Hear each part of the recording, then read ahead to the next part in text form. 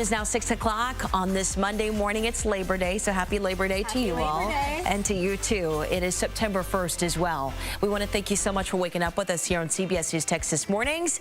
First Alert meteorologist Brittany Rainey's in with us. Crawford is in for us, covering traffic and all things roadways today. Madison Sawyer has the morning off. Good morning, ladies. Hi, good morning. A little bit of a wet start to the day. Walked outside and a little bit live here giving us this shot. But you can see the service road is open, so that is an option for you. If you are traveling on 635, you can also exit at Coit, Hillcrest, anything before we get to this closure. But right now we do know that a single vehicle hit one of the pillars, looks like head on.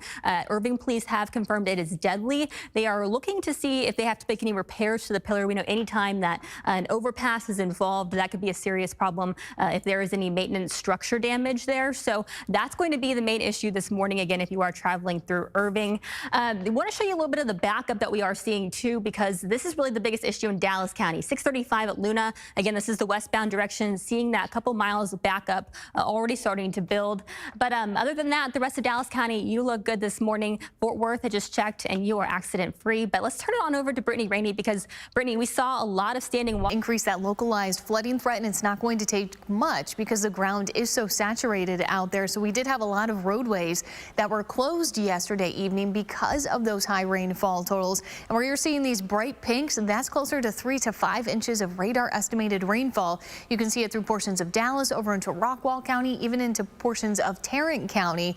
Luckily, the rain, it's very scattered in nature this morning, and it's pretty light. We're not seeing too much of the yellow, but we are getting a little bit more moderate activity up along the Red River, and this is going to continue to track down to the southeast. It's kind of sitting right there around the Whitewright area, so you guys might start to see that rainfall really accumulating in the area. But the rain is going to remain scattered throughout the day today. You'll notice we have some of those light showers moving through Ennis all the way back over towards Gun Barrel City. This will continue to track south towards Athens and the Kearns area, also looking at some sprinkles this morning. But it's a great morning for all of us. It's very muggy when you step outside. We're at 74 in Dallas right now. Temperatures are going to be warming into the upper 80s this afternoon. We will have a drier afternoon on the way, and then we're looking at more sunshine, Carmen. We'll have that coming up. Shutting down 635 at westbound at the Bush Turnpike. You can see emergency crews still on scene. This has been going on for at least 3 hours. So what we know right now from police is that a single vehicle, looks like they might have lost control, hit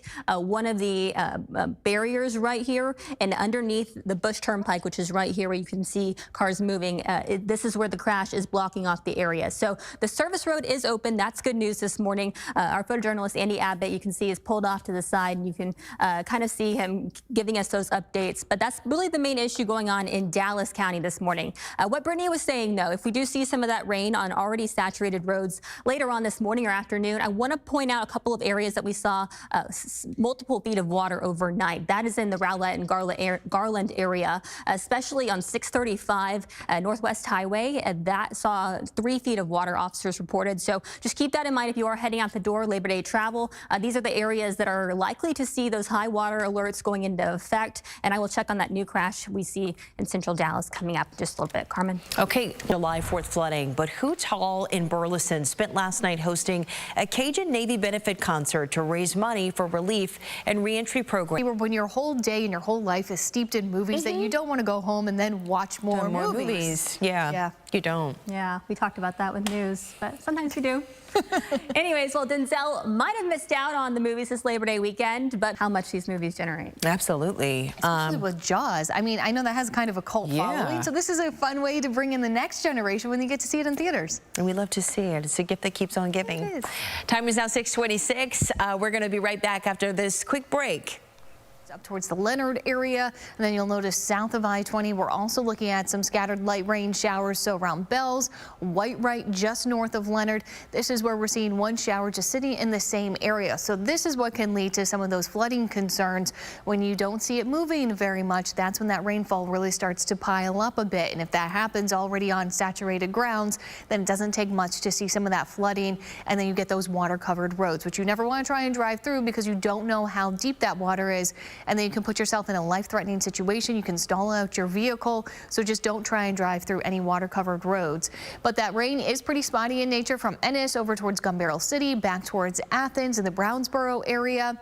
Very muggy outside this morning. We have gray skies, a little bit of patchy fog out there with very light winds, even calm in many locations. You could get some of that patchy fog, but temperatures this morning, we're starting off in the mid 70s. You're going to notice the humidity the instant you step outside. My hair was quite the frizz ball when I came in this morning. And then this afternoon, it's still going to be muggy out there. We'll have temperatures in the upper 80s. It is going to feel like the mid to upper 90s though because of that humidity, but we are expecting to dry out this afternoon. Carmen, will have more sunshine on the way tomorrow. Okay.